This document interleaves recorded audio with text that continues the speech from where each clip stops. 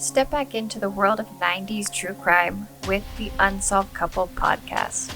Join hosts Ben and me, Sierra, as we dive into the iconic TV show Unsolved Mysteries, providing the updates you missed out on as a kid. It's the perfect mix of nostalgia and true crime. Catch us every Tuesday as we talk about the original gateway drug into true crime, Unsolved Mysteries.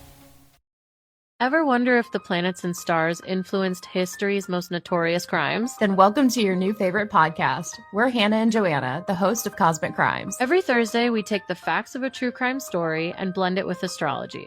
We're talking birth charts, planetary movements, and transits on the day of the crime. The crimes are serious, but are interpreted through our introspective and sometimes unhinged POVs. Subscribe to Cosmic Crimes wherever you listen to podcasts. And tune in every Thursday for a whole new spin on true crime.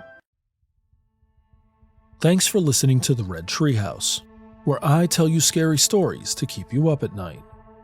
You can listen to the Red Treehouse wherever you stream podcasts. Just be sure to follow, like, and subscribe. Oh, and leave a 5-star review. The Red Treehouse is dedicated to my dad. I love you, Pop.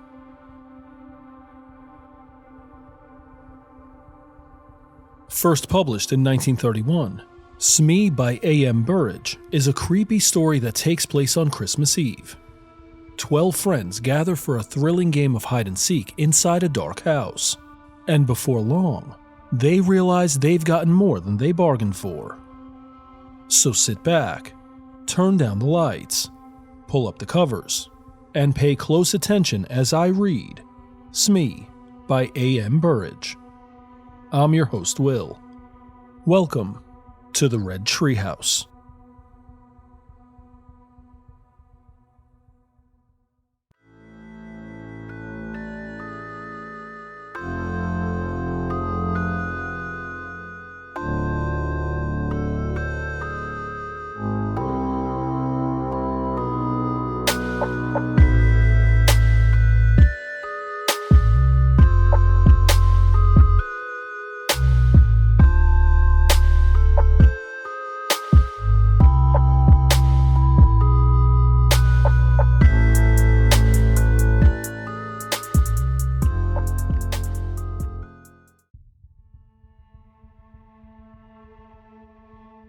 Smee by A.M. Burrage.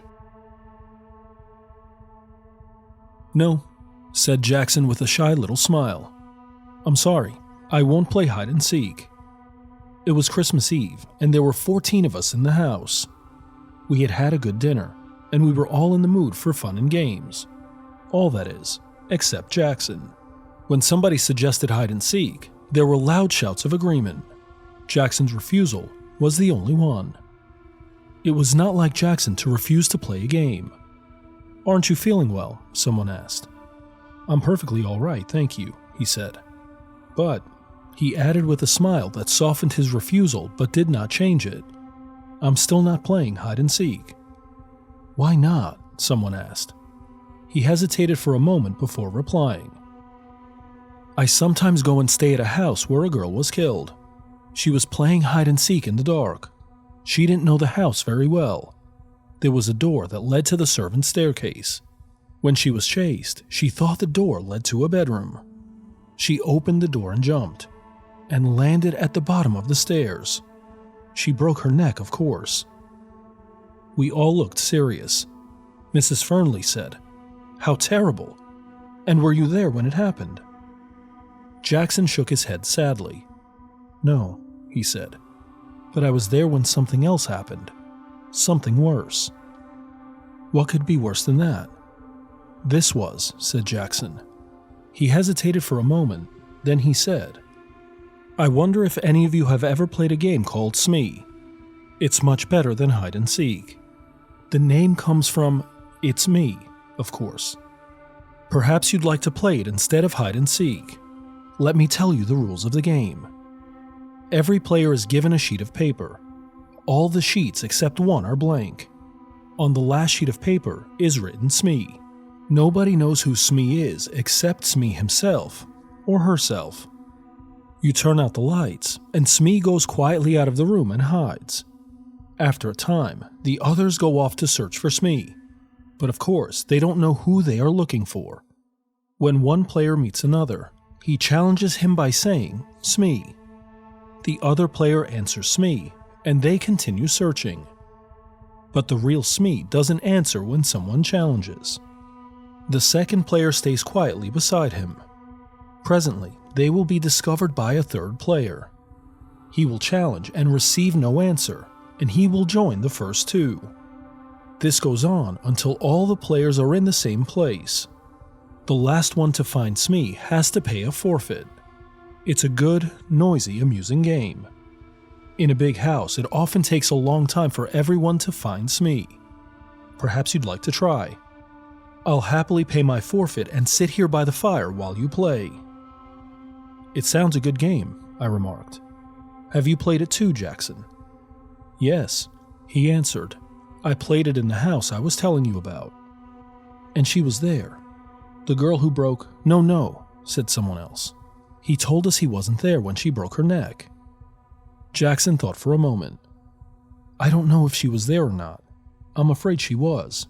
I know that there were 13 of us playing the game, and there were only 12 people in the house. And I didn't know the dead girl's name. When I heard that whispered name in the dark, it didn't worry me. But I tell you, I'm never going to play that kind of game again. It made me quite nervous for a long time. I prefer to pay my forfeit at once. We all stared at him. His words did not make sense at all. Tim Vouse was the kindest man in the world. He smiled at us all. This sounds like an interesting story, he said.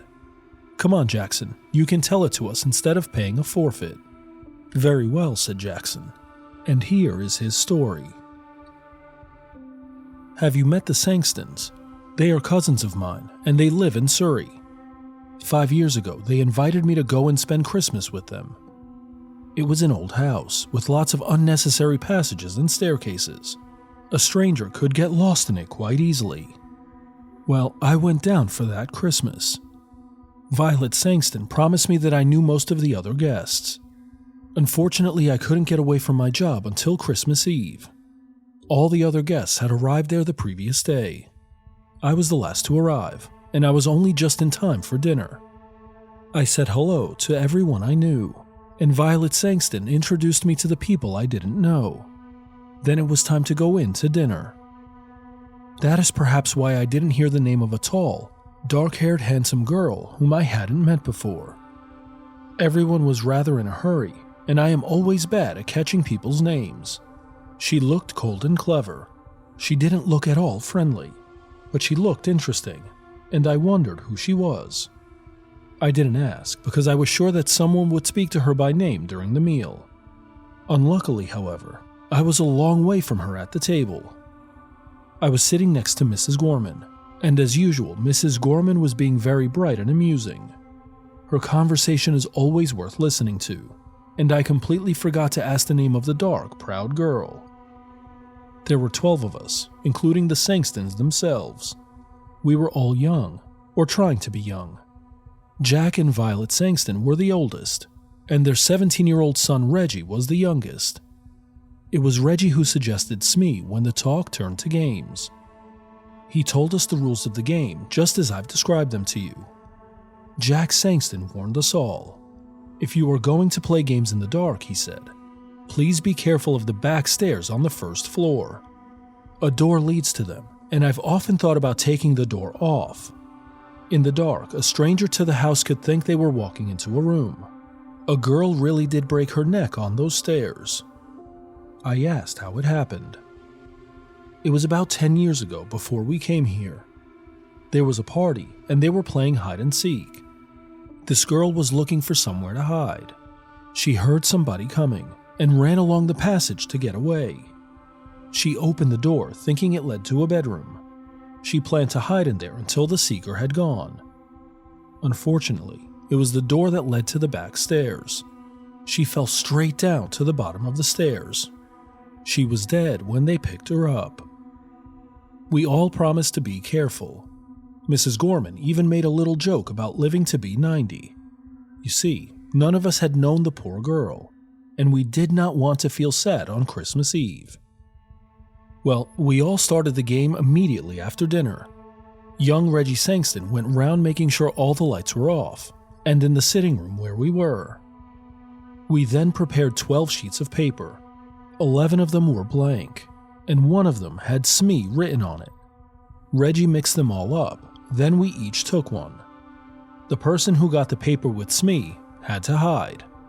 I looked at mine and saw that it was blank. A moment later, all the electric lights went out. In the darkness, I heard someone moving very quietly to the door. After a minute, somebody blew a whistle, and we all rushed to the door. I had no idea who was Smee. For 5 or 10 minutes, we were all rushing up and down passages and in and out of rooms, challenging each other and answering, "Smee, Smee." After a while, the noise died down, and I guessed that someone had found Smee. After a time, I found a group of people all sitting on some narrow stairs. I challenged and received no answer. So Smee was there. I hurriedly joined the group. Presently, 2 more players arrived.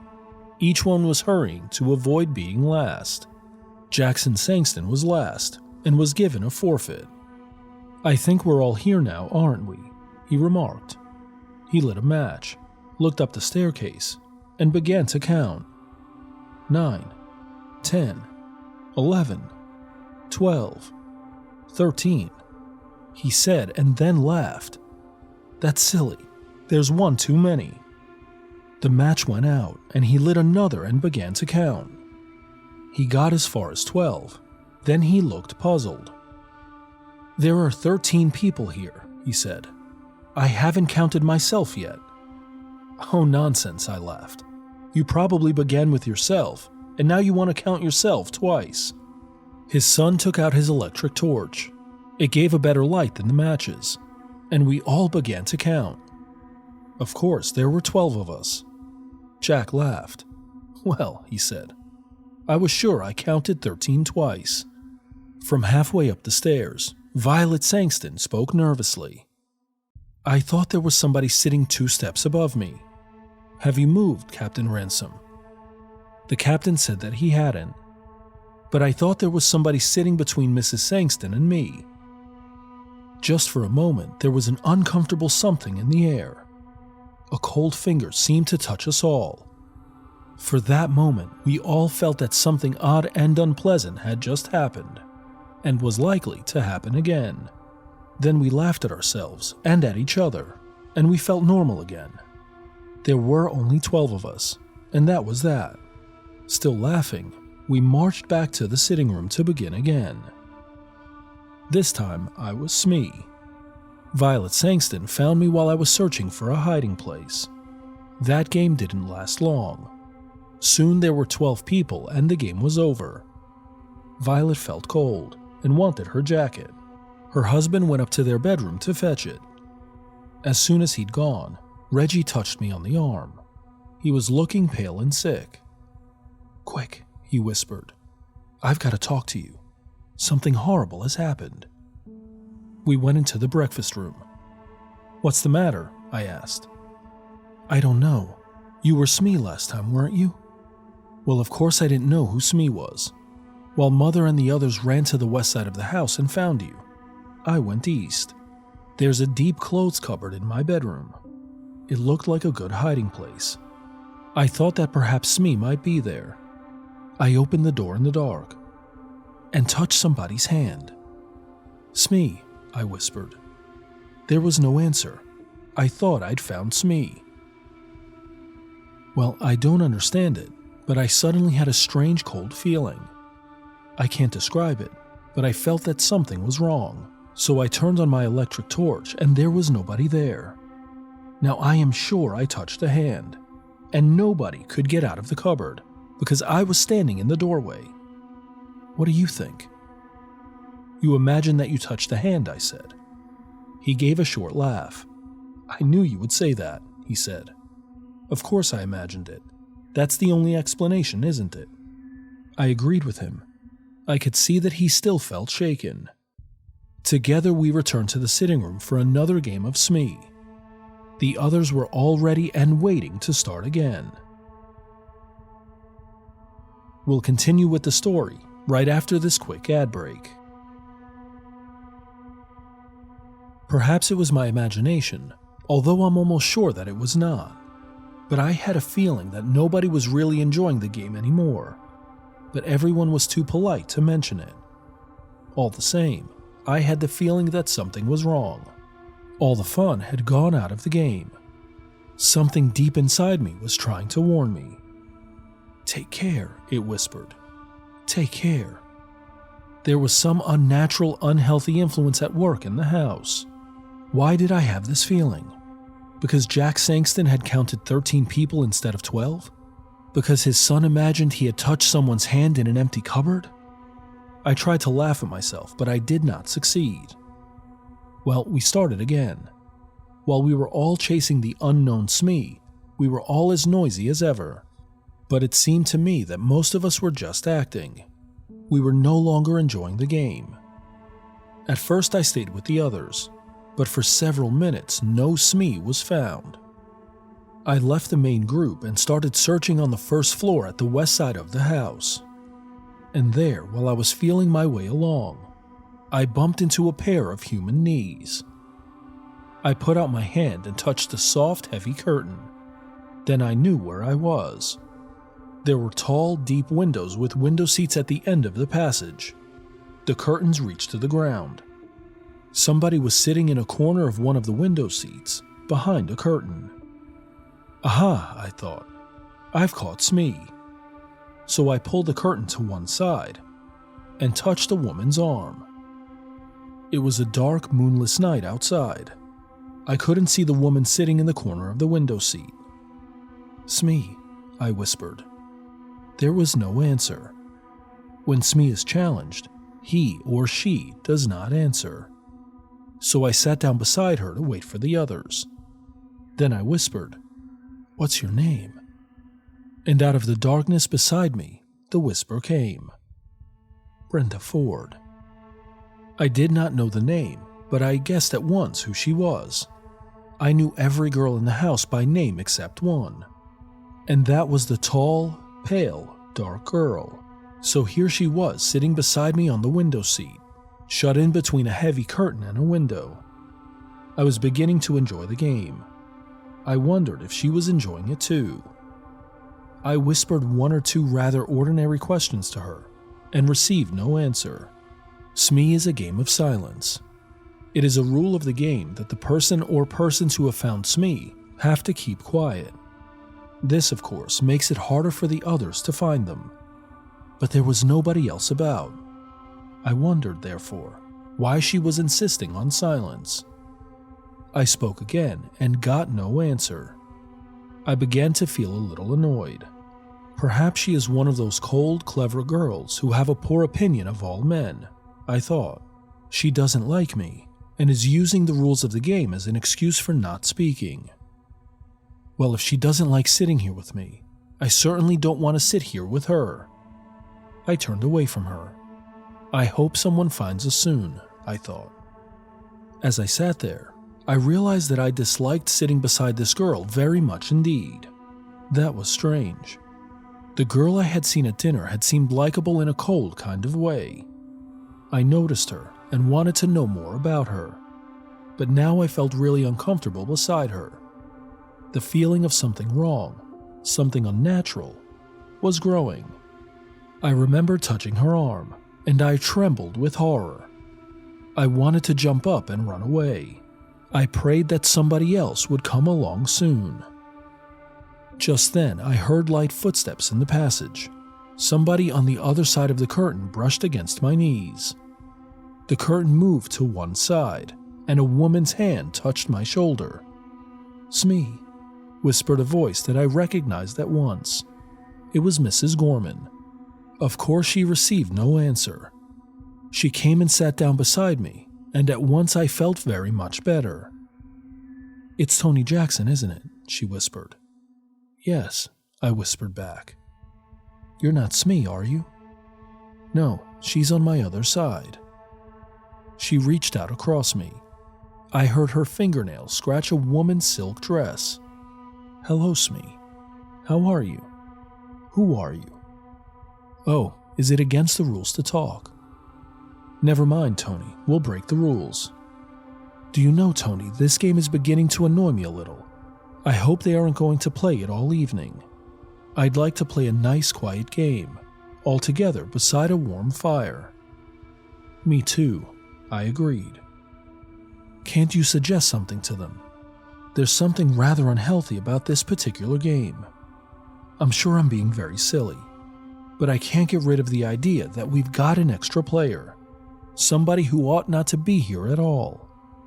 That was exactly how I felt, but I didn't say so. However, I felt very much better. Mrs. Gorman's arrival had chased away my fears. We sat talking. "I wonder when the others will find us," said Mrs. Gorman. After a time, we heard the sound of feet and young Reggie's voice shouting, "Hello, hello, is anybody there?" "Yes," I answered. "Is Mrs. Gorman with you?" "Yes." "What happened to you? You've both got forfeits. We've all been waiting for you for hours." "But you haven't found Smee yet," I complained. "You haven't, you mean? I was Smee this time." "But Smee is here with us," I cried. "Yes," agreed Mrs. Gorman. The curtain was pulled back and we sat looking into the eye of Reggie's electric torch. I looked at Mrs. Gorman and then on my other seat. Between me and the wall was an empty space on the window seat. I stood up at once. Then I sat down again. I was feeling very sick and the world seemed to be going round and round. "There was somebody there," I insisted, "because I touched her." "So did I," said Mrs. Gorman in a trembling voice. "And I don't think anyone could leave this window seat without us knowing." Reggie gave a shaky little laugh. I remembered his unpleasant experience earlier that evening. "Someone's been playing jokes," he said. "Are you coming down?" We were not very popular when we came down to the sitting room. "I found the two of them sitting behind a curtain on a window seat," said Reggie. I went up to the tall, dark girl. "So you pretended to be Smee and then went away?" I accused her. She shook her head. Afterwards, we all played cards in the sitting room, and I was very glad. Sometime later, Jack Sangston wanted to talk to me. I could see that he was rather cross with me, and soon he told me the reason. "Tony," he said, "I suppose you are in love with Mrs. Gorman. That's your business, but please don't make love to her in my house during a game. You kept everyone waiting. It was very rude of you, and I'm ashamed of you." "But we were not alone," I protested. "There was someone else there, someone who was pretending to be Smee. I believe it was that tall, dark girl, Miss Ford. She whispered her name to me. Of course, she refused to admit it afterwards." Jack Sangston stared at me. "Miss who?" he breathed. "Brenda Ford," she said. Jack put a hand on my shoulder. "Look here, Tony," he said. "I don't mind a joke, but enough is enough. We don't want to worry the ladies. Brenda Ford is the name of the girl who broke her neck on the stairs. She was playing hide and seek here 10 years ago."